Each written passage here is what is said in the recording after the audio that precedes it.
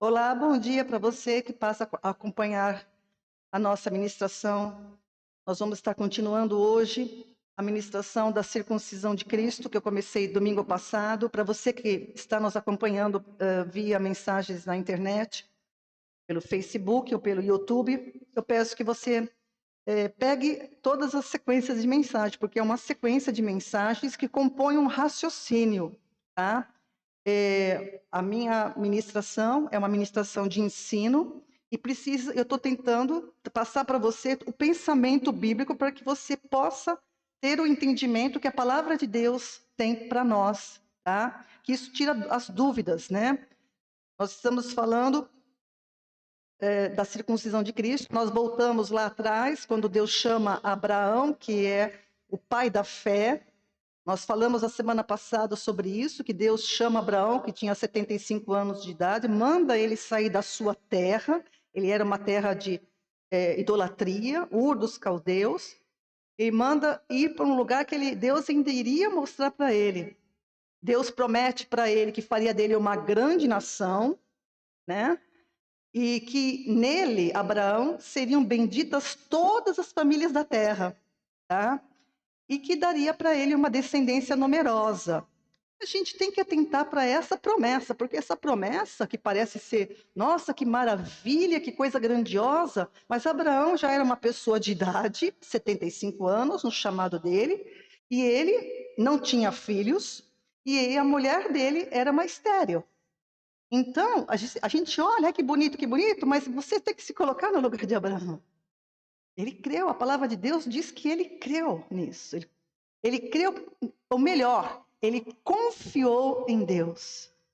Porque não existe crer sem confiar. Tem muitas pessoas que dizem, eu creio em Deus. Aí você vai ver, elas não confiam na palavra do Senhor.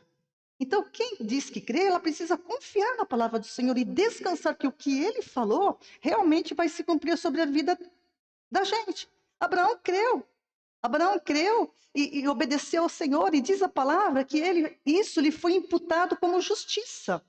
Ele não tinha ainda nação, ele não tinha filhos, não existia Israel ainda, né?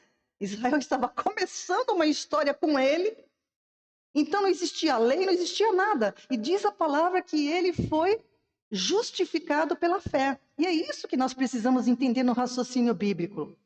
E não é rituais que nos salvam, que não é comportamento que nos salva, mas quando Deus deu uma palavra, que a gente confie, que a gente ande sobre essa palavra. Abraão mostrou o que é ter fé. Por isso que ele é chamado pai da fé, né? E ele creu, e Deus estabeleceu uma aliança com ele, e mandou que tanto ele quanto todos os descendentes depois dele, se circuncidassem no corpo, né? Seria uma marca que separaria eles dos povos em redor. É uma marca que estabeleceria como ele um povo de Deus, tá? E Deus mandou eles se circuncidarem. Mas o povo, os descendentes, precisavam continuar crendo como Abraão creu. Abraão creu, fez tudo que Deus mandou, circuncidou sua casa toda, deu a ordem para todo mundo se circuncidar depois na sequência, mas o povo precisava crer como creu Abraão. Não no sinal da circuncisão, mas na promessa que Deus deu através de Abraão, que através dele todas as nações da terra seriam abençoadas. Só que o povo pegou esse sinal e se equivocaram e acharam que porque Deus chamou Abraão, porque Deus fez uma aliança com a circuncisão no corpo deles, no corpo físico deles, eles acharam que eles eram salvos, que eles eram os escolhidos de Deus e que todo o resto do mundo estava perdido. E só eles eram os escolhidos, só eles eram salvos. Só que não. Eles precisam. Sempre Deus falou para eles: se vocês me ouvirem, era preciso ouvir a Deus. Então, amados, uma lição que a gente já toma de cara desde a última ministração é que eu preciso crer no que Deus fala, não no que eu entendo que Ele falou. Vou repetir. Eu preciso crer no que Deus fala, não no que eu entendo pelo que Ele falou. Abraão obedeceu exatamente o que Deus mandou, mas o povo depois fazia as coisas como ritual, não atinando para qual era a vontade de Deus. E é isso que muitos religiosos, hoje e em todos os tempos, fazem. Estabelece o que eles entendem da palavra do Senhor, e é isso foi o grande pecado, a grande prevaricação dos mestres de Israel, que interpretaram tudo da maneira que eles bem queriam. E ainda por cima, acrescentaram pecado sobre pecado, que é ensinaram o povo, e o povo também caiu nessa mesma armadilha, de não examinar, de não buscar a Deus, e muito poucos, né? É óbvio que sempre havia um remanescente fiel. E eu quero deixar claro para você que está me ouvindo, que eu amo Israel. Muitas pessoas falam assim, né? Muitas pessoas me bombardeiam às vezes, né? Pessoas que são judias. Eu amo Israel. Eu oro por Israel porque obedeço ao Senhor que da nação de Israel, que não é hoje só da nação de Israel, mas é de toda a terra, que toda a terra pertence ao Senhor. Eu amo Israel, só que a gente tem que mostrar a palavra de Deus como ela é. E Israel prevaricou contra o Senhor, né? Então, os descendentes de Abraão, por terem a marca da aliança, que era a circuncisão no corpo deles, por terem recebido as promessas de Deus, como eles não atinaram e continuavam pecando contra o Senhor, na sua soberba, Deus deu a lei para eles. E aí veio a lei, o sábado, as festas, o culto. Mas tudo isso era para mostrar para eles que eles precisavam de um redentor. Tudo isso eles pegaram como sendo para sustentar de que eles eram os filhos de Deus. Mas não é assim. Amém? Não é assim. Deixa eu só me voltar aqui que saiu a minha... Não é assim. Então, aquilo que era uma bênção para eles, preste atenção no que eu vou falar. Aquilo que era ser uma bênção se tornou em maldição. Como foi o maná depois. Porque eu vou dizer para você, viu, amado? Eu vou dizer para você, ser nobre é algo próprio, é constante. Você vai ver que o povo vai falhar em todos os sentidos, vai sempre falhando. Por isso que Deus protesta contra eles, estarão sempre falhando nisso. Tudo que Deus falou para eles da circuncisão, da lei, era uma figura que apontava para uma realidade, que é Cristo, o Redentor prometido. Por isso que Deus chamou Abraão, porque, afinal de contas, Abraão foi chamado com um propósito de criar a nação através da qual viria o Redentor, o descendente prometido no Éden. E isso tudo está interligado. O descendente prometido no Éden, que pisaria na cabeça da serpente, que resgataria a humanidade do pecado, da separação de Deus. Então esse era o objetivo da criação de Israel. Israel foi chamada para uma missão. Eles não eram salvos por causa desse chamado. Eles, como toda a humanidade, precisam se render diante daquele que viria, o Cristo de Deus, né? Mas eles pegaram tudo que Deus deu para eles, né? As figuras da circuncisão, da lei, etc, etc, etc. Ele se tornou a riqueza deles. Se tornou a riqueza deles. E é muito importante a gente atentar para essa terminologia que os profetas vão utilizar, e depois também no Novo Testamento vai ser utilizada essa figura da riqueza. Que muitas vezes você vai ver essa palavra riqueza, a gente vai ver um salmo agora, o Salmo 49, ela não está falando de uma pessoa rica financeiramente, não está falando disso. A riqueza que a Bíblia chama atenção é para a riqueza do orgulho, da soberba, de pensar o que quer. Deus fala e você faz o que você quer. Isso você toma como riqueza o que você pensa, as suas tradições, os seus rituais. Isso se chama, diante de Deus, riqueza, e é violência a palavra do Senhor. Salmo 49, vamos ver um pouquinho disso. E antes de eu entrar propriamente no Salmo 49, eu quero dizer para você que nos ouve que os salmos, eles são composições proféticas, tá? Não são somente expressões da alma daqueles que escreveram os salmos. Os salmos são profecias, especialmente mostrando fatos da vida, da morte e da ressurreição de Cristo. Os salmos, como os provérbios, serviriam para Cristo, para sustentá-lo na sua missão também. né? Então eu quero que você, quando você lê os Salmos, você não pode pegar os Salmos como é um desabafo de Davi, dos filhos de Coré, seja de quem for. Não, eles estavam ali fazendo uma profecia. E era muito comum isso na cultura hebraica, né? Como as pessoas eram analfabetas, elas aprendiam através do canto. Então, os salmos eram cânticos na harpa, então as pessoas cantavam aquelas palavras e entraria na mente delas aquilo que Deus queria. Amém? Então é muito importante você ler isso. Quem pode se apropriar do que está nos salmos?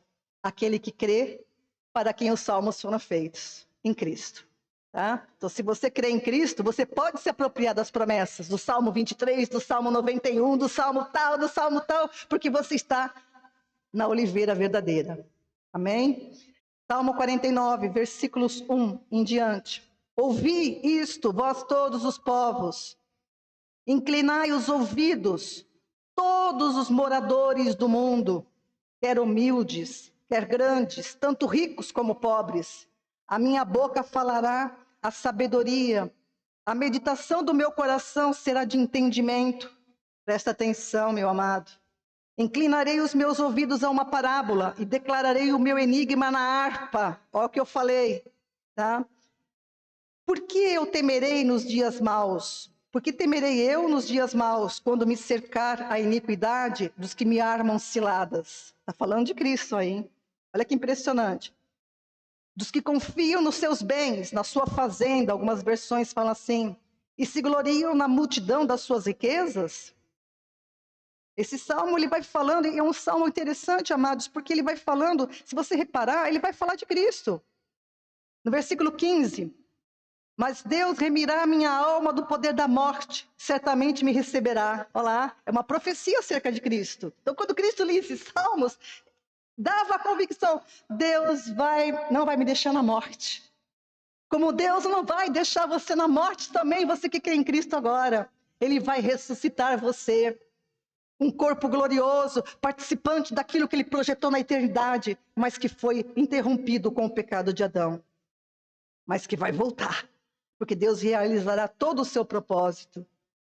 E Ele fala aqui também nesse texto, no versículo 15, e se você ver todo o contexto, versículo 20, o homem que possui riquezas sem entendimento é semelhante aos animais que perecem. Ele vai falar 2 vezes isso nesse versículo, é um dos filhos de Coré que fala isso. Perceba, ele não está falando de riqueza financeira, ele está falando de isso que eu falei. Pessoas que tomam seus ritos religiosos como base da salvação para agradar a Deus. Isso é riqueza da pessoa. É riqueza sem entendimento. A pessoa está fazendo o que ela quer, não o que Deus quer. Ah, mas Deus falou, mas ele não era isso que você entendeu. As pessoas precisam atinar para o que Deus está falando na Bíblia, o que Ele quer. Não o que eu quero, não o que você quer. E é isso que Israel prevaricou, né? Ele está se referindo, tanto que ele fala, ele convoca no começo toda a humanidade, ricos, pobres, humildes, grandes, pequenos, todos, né? A mensagem direcionada para todo mundo. Por quê? Porque todo mundo jaz no maligno. Todos pecaram e destituídos estão da glória de Deus. Ou você confia nisso que Deus falou, porque Ele falou justamente para nos livrar disso, ou você não tem a fé de Abraão. E tem muita gente que fala que é loucura acreditar que nós somos pecadores por causa de Adão. Ora, se Deus falou, você tem que confiar nele. Se você não diz que crê em Deus e não confia nessa palavra que Ele falou, então você é um incrédulo. Então, no mesmo rumo que o povo de Israel está. E permanece na condenação de Adão, e ponto final. Porque o que importa não é o que você pensa. O que importa para Deus é o que Ele diz. Então a gente tem que atinar para isso. Eu, você, todo mundo. Por isso que Ele convoca. Se você ler o Salmo 49, veja que Ele convoca todo mundo. Olha, todos precisam entender isso. Todos precisam de salvação. E essa salvação foi providenciada em Cristo Jesus, o Senhor. E a pergunta é, no que consiste confiar nas riquezas? Por que o salmista protesta contra os que se gloriam nas suas posses? Quais as riquezas, desculpa, quais as riquezas e bens que o salmista faz referência? O termo riquezas se aplica aqui e muitas vezes nas escrituras, anote isso, aos méritos e obras que os homens fazem, que eles executam, estribando-se no seu próprio entendimento. Os méritos, eu faço, eu sou, eu faço isso, eu faço aquilo, né? Então, riquezas, nas escrituras, refere-se aos méritos e obras dos homens que eles executam, se apoiando no seu próprio entendimento com a intenção de agradar a Deus ou de alcançar salvação. Isso está na Bíblia, em Jeremias 11:3, Jeremias 17:5. É o protesto dos profetas com relação a Israel. É uma referência, essa palavra, essa explicação é uma referência, em primeiro lugar, a Israel, ao povo de Israel, que confiava nessas riquezas que eles tinham, e se achavam justos aos seus próprios olhos, porque eles estavam fiados de serem descendentes de Abraão. Estavam confiados na sua religiosidade, nos seus méritos, nas suas virtudes. E de maneira geral, a nós se aplicam, a mim e a você, no que se aplica? As pessoas que confiam nas suas boas ações, as pessoas que aplicam no produto do que elas realizam. É muito comum a gente ver pessoas que falecem. Ela fala assim, essa pessoa certamente está com Deus porque ela era muito boa. Isso salva? Isso não salva. É muito comum. Quando a gente vê pessoas que partem para a eternidade, as pessoas falam, mas essa pessoa certamente está nos braços de Deus, que Deus a receba, porque ela era uma pessoa que fazia muitas coisas boas. Gente, fazer coisas boas não salva ninguém. Isso faz parte do nosso viver em sociedade. Isso é uma questão de consciência. Mas para Deus, eu preciso ouvir e entender o que Ele me fala e obedecer. E obedecer. Jesus ele falou sobre isso. Mateus 6:21. Pois onde estiver o vosso tesouro, aí também estará o vosso coração. Onde está o seu tesouro? Na minha religião. Não, a minha religião é essa. Onde estiver o teu tesouro, aí estará também o teu coração. Tem muita gente que está com o coração na religião, mas não na palavra do Senhor. Mas pastor, as religiões não se baseiam na palavra do Senhor? Não. Nem todas. E até evangélicas. Ditas evangélicas. Há muito lobo vestido de cordeiro que pega os incautos e leva no mesmo caminho para o qual ele está indo. E a gente precisa atinar para isso. Aonde estiver o teu tesouro tem que estar sempre naquilo que Deus falou. Você tem que comparar tudo que você ouve com a palavra do Senhor. Agora, se você não tem a palavra do Senhor no teu coração, você vai pecar contra Ele. Esse é o princípio. Então, tem pessoas que vão às igrejas, mas sequer têm uma Bíblia. As pessoas ouvem mensagens na internet e sequer buscam examinar se aquilo que a pessoa está falando realmente é aquilo. É difícil de entender porque você precisa ter o Espírito Santo de Deus. Você precisa se humilhar antes para receber o Espírito. Você precisa abrir mão das suas bagagens, do que você pensa, do que você acha, da sua carga religiosa, da sua tradição de família. Muitas vezes tem que abrir mão. E as pessoas não fazem isso, mas seguram seus tesouros. Uma parábola que vai exemplificar bem isso é a que Jesus contou do rico insensato, lá em Lucas capítulo 12. Eu vou ler Lucas 12, 20 e 21. Mas Deus lhe disse, louco, esta noite te pedirão a tua alma. Então, o que tens preparado, para quem será? Assim é aquele que ajunta tesouros, que ajunta para si tesouros e não é rico para com Deus. Amado, o que importa você pode trabalhar, isso não é pecado, conquistar coisas, não, pode ter uma boa casa, pode ter um bom carro, pode ter um avião, pode ter o que você quiser. Deus não está importando com isso, desde que o teu coração, o teu tesouro esteja nele.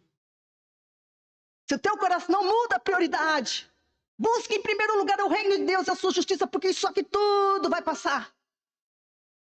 Você vai embora e tudo fica. Meu marido foi embora e tudo ficou aí. Mal ele conseguiu me orientar. Eu tive que me virar do avesso para poder pôr tudo em ordem. A gente não esperava. A partida dele tão rápida assim. Tudo ficou, mas eu sei que ele está com o Senhor, porque ele era servo, porque ele se humilhou diante de Deus, porque ele serviu o Senhor com todo o seu ser, com toda a sua alma, com todo o seu corpo. Mas eu pergunto para você, e quando você partir, o que você preparou? Era rico com Deus ou rico para você mesmo? É uma boa pergunta. Para quem que você está juntando tesouros?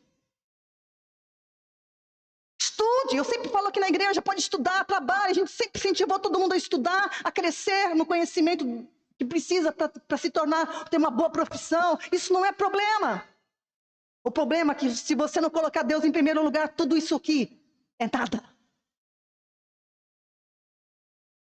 A salvação só é possível para aqueles que confiam em Deus. Confiam, quando eu falo confiar, significa descansar na esperança do que Ele propôs na sua palavra, que hoje para nós está consolidada em Cristo. A esperança para você é Cristo. Você precisa saber quem é Cristo verdadeiramente, não por ouvir falar da sua religião, mas por aquilo que Deus fala na sua palavra. Compre uma Bíblia, estude ela, analise o que eu falo. Então o Espírito Santo vai testificar no teu coração a verdade. Aqueles que creem nisso são os pobres de espírito, que Jesus vai falar no Sermão da Montanha, que reconhecem a sua necessidade espiritual, que não fica se baseando em si mesmo, na sua força, no que eu posso fazer, na minha capacidade. Se eu me basear na minha capacidade, eu estou perdida. A minha força vem de Deus. Todos os dias, em todos os detalhes do meu dia, eu falo obrigada, Senhor, pela sabedoria que o Senhor me dá. Obrigada porque nos serviços domésticos eu falo, Senhor, obrigada porque o Senhor me chamou a atenção para muitas coisas nesse dia. Tudo nos detalhes. E a gente tem que reconhecer que Deus é a fonte da nossa vida, da nossa sabedoria, da nossa inteligência, de tudo que eu sou e tenho. Quando a gente descobre isso, a gente anda com convicção inabalável. O que é dito no Salmo 49 é um grande enigma. Como ele mesmo declarou, o filho de Coré. Esse enigma, para você entender ele perfeitamente, vamos para Lucas, capítulo 18, a parábola do fariseu e do publicano. Lucas 18, do verso 9 a 14. Vamos juntos, por favor, acompanhe.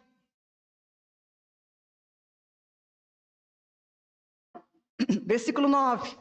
Jesus disse esta parábola, presta atenção.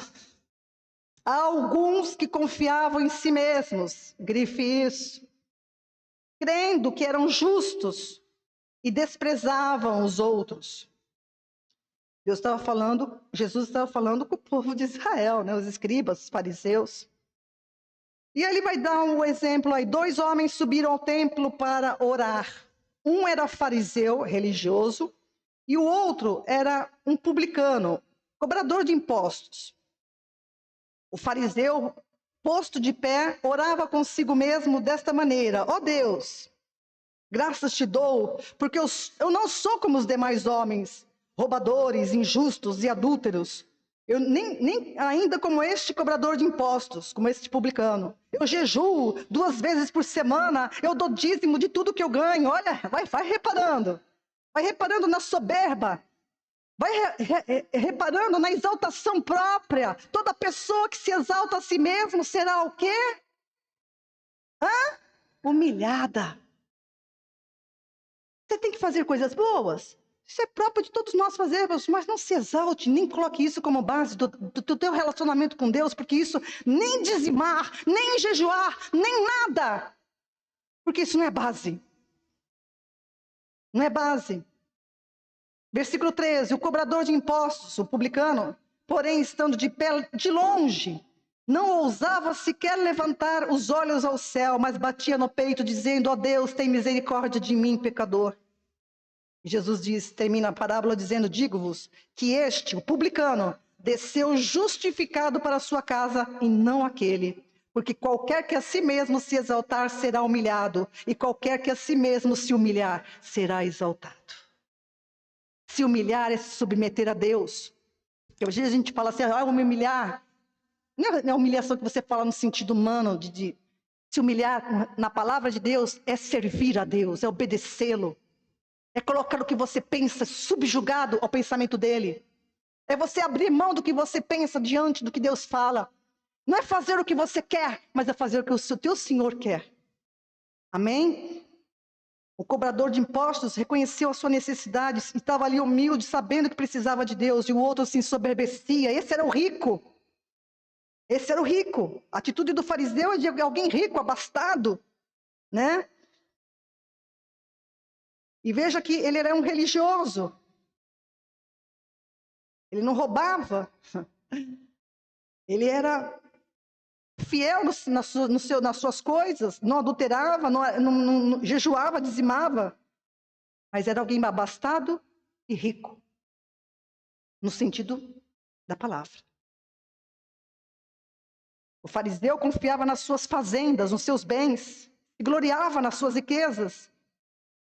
E não foi declarado justo pelo Senhor. Vou dizer para você de novo, presta bem atenção. Não é o que você faz, é o que você crê que vale para Deus. Crer na palavra dele. Quais as riquezas que aquele fariseu possuía? O comportamento dele.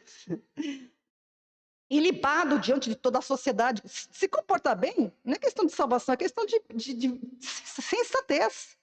Você quer ter uma vida prazível neste mundo, você tem que se comportar bem.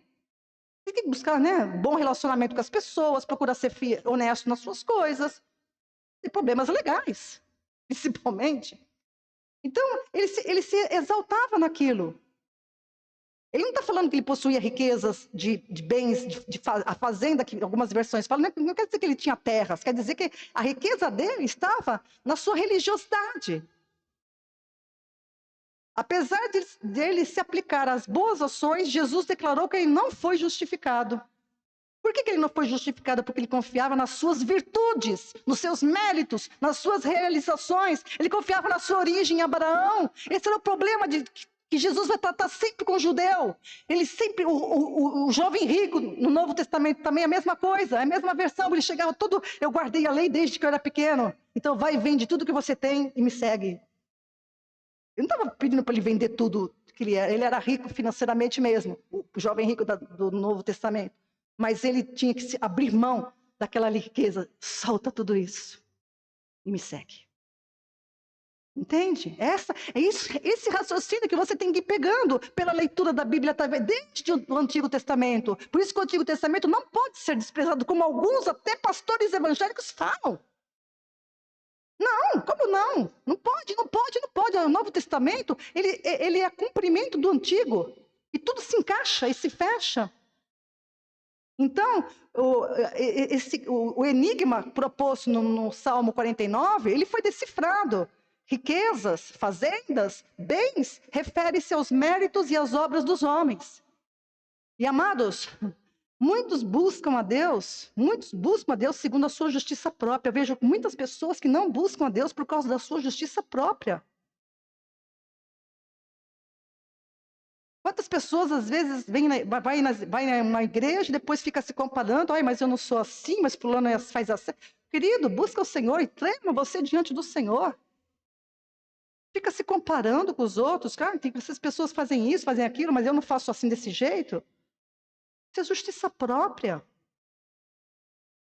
O povo de Israel não encontrou justiça e salvação oferecida pela palavra. Quem te oferece justiça é Deus. Não são seus atos. Não são seus atos, não são os seus atos. Os seus atos é consequência de você servir a Deus.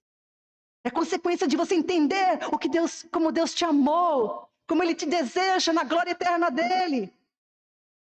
O povo de Israel não encontrou justiça e salvação oferecida pela palavra, porque eles se apoiaram na justiça própria. Romanos capítulo 10. Vamos ver o que Paulo... Agora a gente vai para o Novo... Você veja que eu caso os textos do Antigo com o Novo, porque eles se fecham. Olha o coração de Paulo, apóstolo de Cristo, chamado depois da ressurreição, fariseu dos fariseus, perseguidor inicial da igreja, participou da morte de Estevão, mas teve um encontro com o Senhor. Da mesma maneira que o Senhor apareceu a Abraão, o Senhor apareceu para Paulo, um chamado. Um chamado. E ele creu, porque ele poderia não ter crido. Quando Deus escolhe uma pessoa para uma missão, eu vou repetir isso, porque tem uma doutrina que diz que Deus escolhe as pessoas para salvação. Isso não é verdade. Deus escolhe pessoas para a missão com quem Ele quiser. Mas a pessoa pode também rejeitar essa missão. Deus chamou Ciro, um rei que não tinha nada a ver com o povo de Israel. E o Ciro cumpriu a vontade de Deus na missão para a qual Deus lhe deu. E assim Deus chama a pessoa para missões. E Paulo foi chamado para uma missão. Mas ele criou. Então ele se tornou filho, servo do Senhor. E ele entendeu, um homem que foi criado na mais profunda religiosidade judaica. E eu quero dizer para você, eu mandei uns vídeos para vocês hoje, não sei se vocês chegaram a ver, eu espero que vocês tenham um tempinho, ao invés de ficar vendo uma série, pega os vídeos que eu te mandei, dá uma olhadinha lá, porque são interessantes de você examinar. Para você ver o pensamento judaico como é forte. A gente no Brasil é muito ligado, né, nas coisas, tá? Se der, deu, não deu, não. Lá é ritual sagrado. Muito forte. Paulo vai dizer em Romanos 10, irmãos, o desejo do meu coração e a oração a Deus por Israel é que se salvem. Essa também é a nossa oração, amém? Amém, igreja? A oração da igreja é que Israel se salve, como nós fomos salvos. Nós somos a oliveira desembestado, não, ao jambuzeiro. Nós somos o jambuzeiro que foi enxertado na oliveira. Mas a nossa oração é que Israel seja de novo colocado lá. Ele faz parte da oliveira original, amém? Esse é o desejo do nosso coração. Esse é o desejo do nosso coração por Israel. Pois eu lhes dou testemunho que tem zelo de Deus, mas não com entendimento. Você vai sempre ouvir da pastora Ana, se você não buscar a Deus com entendimento, se você não compreender, não vem com essa, eu não entendo a palavra. Não, você precisa entender. O inimigo é que não quer que você entenda. Tem que entender o que Deus quer, não o que você quer ou o que outros queiram. Entendeu? Quando eu falo de entendimento, é entender o que Deus quer que você faça. Desde o Éden, Adão pecou. Israel prevaricou. E o aviso para a igreja é: não cometam o mesmo erro. Porque se eu cortei o que pertencia à oliveira original, quanto mais vocês. Deus avisa. O princípio é o mesmo. Deus não muda. Ele não mudou com Éden, ele não mudou com Israel e não vai mudar com a igreja.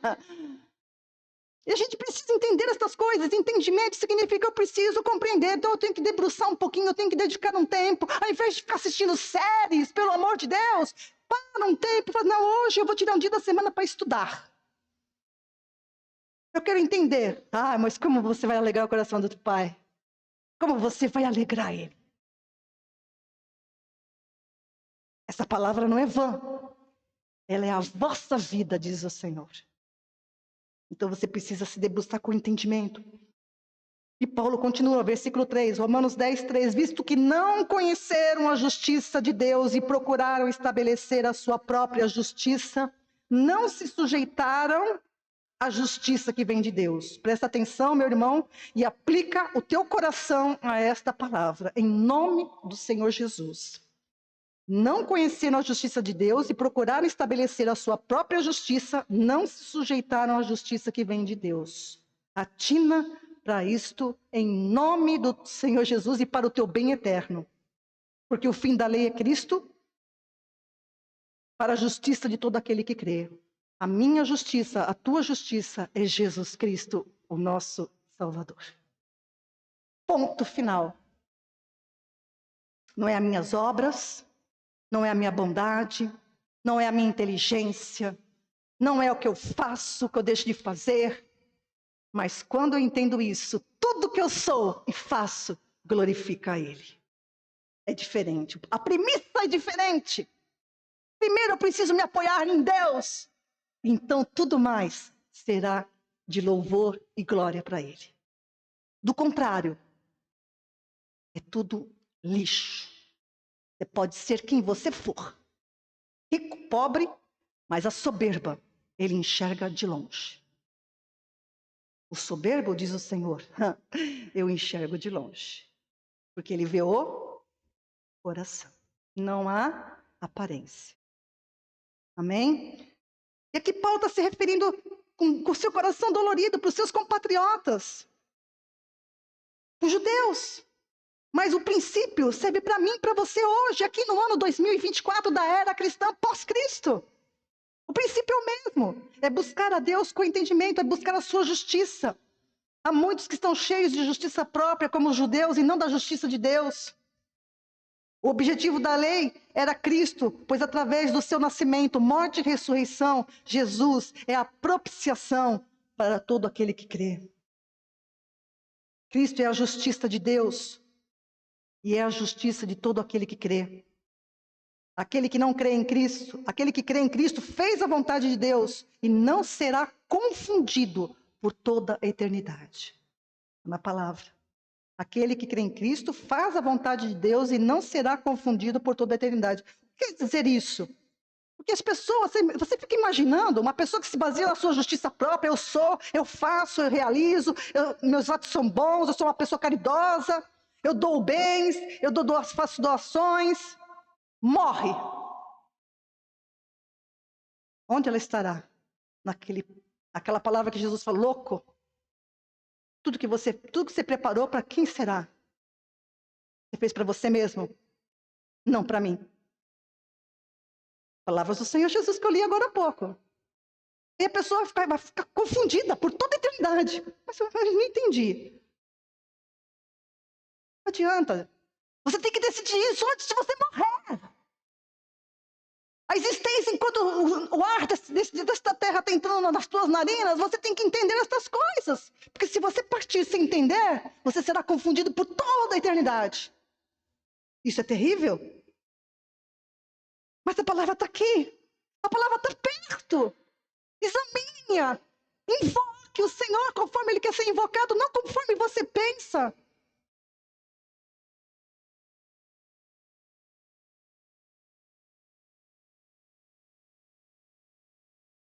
Cristo é a justiça. É em função dessa falta de compreensão dos judeus ali, e de muitos hoje, que Jesus ele vai falar em Mateus 5,17. Não pensem que eu vim destruir a lei ou os profetas. Eu não vim para destruí-los, mas para cumpri-los. Foi isso que eu falei para vocês, que aquele pastor, naquele vídeo que eu mandei para vocês, deu uma furadinha. Ele poderia ter sido enfático. A lei era um aio. A lei era um condutor para conduzir aquele povo rebelde até Cristo.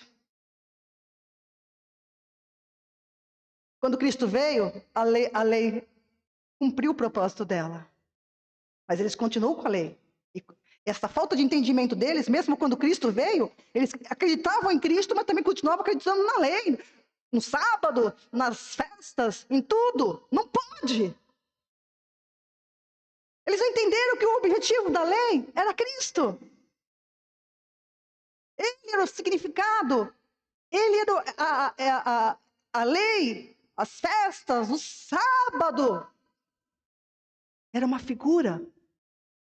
Cristo, o verdadeiro descanso que a humanidade precisa. Tudo entendido errado, até pelas igrejas hoje. Colocam o sábado ainda como guardar sábado. Meu Deus. Sábado é Cristo, eu guardei o sábado, eu guardei o descanso que Deus me deu. Não é um dia, não é um horário, não é este tempo. É aquele que veio da eternidade para dizer, vem bendito, eu vim para te salvar. E você pega na mão dele, Senhor, me tira daqui. Me tira desse mundo corrompido. Os dias são maus, amados. Deus está abreviando tudo, hein?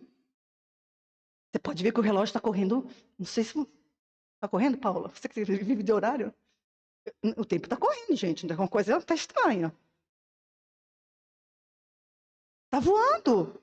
Parece que Deus está acelerando. Deus está com pressa. Então você que não entende essas coisas, pelo amor de Cristo, entenda. Porque é tempo. É tempo.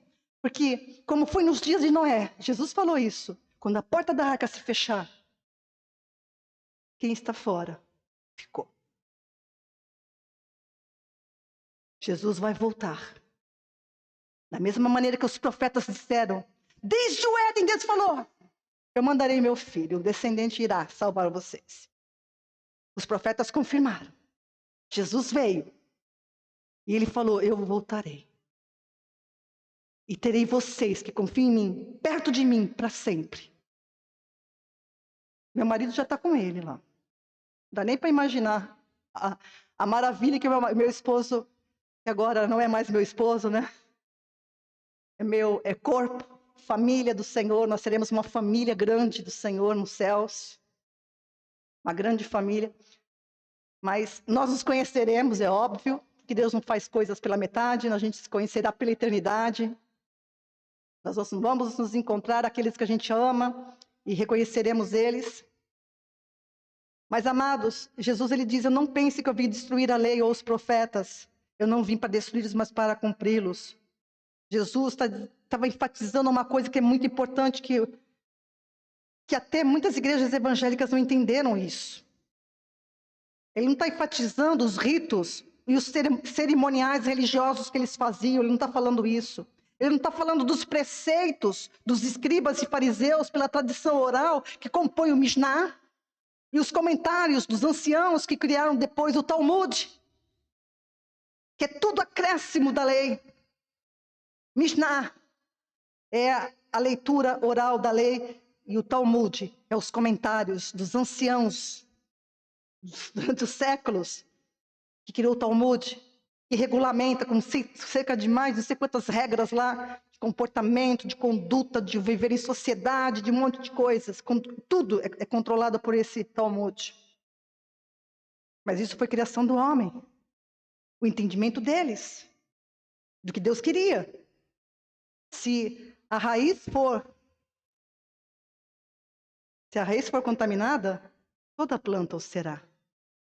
E é isso que aconteceu com Israel. E é isso que não pode acontecer com você. Se a raiz for contaminada, toda a árvore será. Então, Jesus era a realidade da lei. A lei era uma sombra. Então, Jesus não precisava guardar os sábados. Por isso que ele foi exortado, né, pelos fariseus. Nossa, hoje é sábado, né? Ele foi condenado porque ele guardava o sábado. Mas eu sou o sábado. O sábado está com vocês. O sábado sou eu. O descanso que vocês precisam para se livrar da opressão deste mundo. Ele era a realidade, então ele não precisava guardar o sábado, porque ele é o descanso que os sábados simbolizavam. Jesus deixou claro que nada do que constava na lei acerca dele, nem um jota, nem um tio, deixaria de se cumprir. Mateus 5,18. O que ele estava falando? Eu vim para cumprir. Porque tudo que estava escrito na lei acerca de como seria a vida dele, a encarnação dele, a vida, a morte e a ressurreição estava profetizado no Antigo Testamento, na lei. Desde a lei, nos salmos, nos profetas. Nem um jota, nem um tio cairia sem que tudo se cumprisse. Ele, mais ou menos, tem muitas passagens para falar, mas eu separei Lucas 24, 44. Jesus disse-lhes, são estas as palavras que eu vos disse, estando ainda convosco, que convinha que se cumprisse tudo o que de mim está escrito na lei de Moisés, nos profetas e nos salmos. Aqui Jesus já estava ressuscitado e apareceu para os discípulos, ele fala para ele, olha gente, precisava se cumprir tudo o que estava na lei, nos salmos e nos profetas. Tá? Então, nada deixou de ser cumprido. Por exemplo, Lucas 22, 37, que ele diz, porquanto vos digo que importa que em mim se cumpra aquilo que está escrito, e com os malfeitores foi contado, porque o que está escrito de mim será cumprido, terá cumprimento. Então, que Jesus seria contado entre os malfeitores. Então, ele foi crucificado entre dois criminosos, né? É isso que está dizendo, uma profecia. Então, tudo se cumpriu na vida dele. Então, é isso que Jesus falou, que eu vim cumprir a lei. Ele era o cumprimento da lei. A lei era uma figura, era uma sombra. Mas Cristo é a realidade. Para os fariseus e escribas, eles não entendiam o que Jesus fazia. A lei e os profetas estavam intimamente ligados à guarda da tradição dos anciãos. Então, a tradição oral deles, os comentários deles, do que eles deveriam fazer ou não fazer, estava ligado a isso. E Jesus falou assim, eu não vim cumprir isso. Né? Jesus não veio cumprir isso. Eles eram tão apegados a isso, essa era a riqueza tão forte deles, que Jesus diz em Lucas 18, 24 a 25. Lucas 18, 24 e 25. Quão dificilmente entrarão no reino de Deus os que têm riquezas? Você entende agora? Fica mais claro agora quando você vê isso? Não está falando do rico, de dinheiro no bolso. Não, ele está falando do rico aqui dentro. Ó. Do rico aqui dentro. Ó. Quão dificilmente entrarão no... Você está vendo como a gente tem que estudar toda a palavra para poder casar e entender as coisas? Se você pega esse versículo no Novo Testamento, nossa, os ricos não vão entrar no reino. Tem muita gente que falou isso, né? Vocês não ouviram? Nós ouvimos. Não, você não tem que ficar enriquecendo não, que você não vai entrar no reino do céu. Não, meu filho, se você quiser enriquecer, enriqueça, não tem problema não. Só não coloque a riqueza no teu coração, porque aqui onde estiver o teu tesouro, aí estará o teu coração. Só não coloca o teu coração nisso, né? Então, quão dificilmente entrarão no reino de Deus que têm riquezas, porque é mais fácil entrar um camelo pelo fundo de uma agulha do que entrar um rico no reino de Deus. Está falando dos soberbos, está falando dos incrédulos, está falando daqueles que presumem de si mesmos o que eles acham que Deus pensa. O que eles acham que Deus pensa. Você não tem que presumir nada. Você tem que ler a palavra, entendê-la, confiar e obedecer. É a obediência à palavra de Deus que faz o homem aceitável diante dele, não são as suas práticas religiosas. Eu vou repetir, é a obediência à palavra de Deus que faz o homem aceitável diante de Deus e não as suas práticas religiosas. Os líderes de Israel, os mestres, hoje também os pastores, os que são doutores e mestres, devem guiar o povo segundo a palavra de Deus. Se sujeitar à palavra de Deus.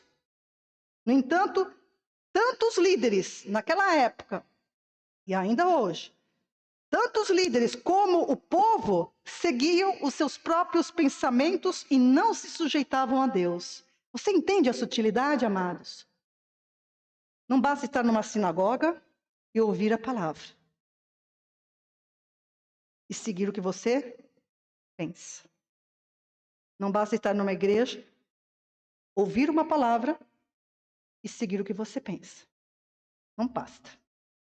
Ou você crê e se sujeita a Deus, porque está ligado, a confiança, ela vem, a obediência vem da confiança. Deus falou, Deus quer o meu bem, eu vou obedecer, eu vou sujeitar, eu vou dominar o meu corpo, o meu pensamento vai se sujeitar a Cristo.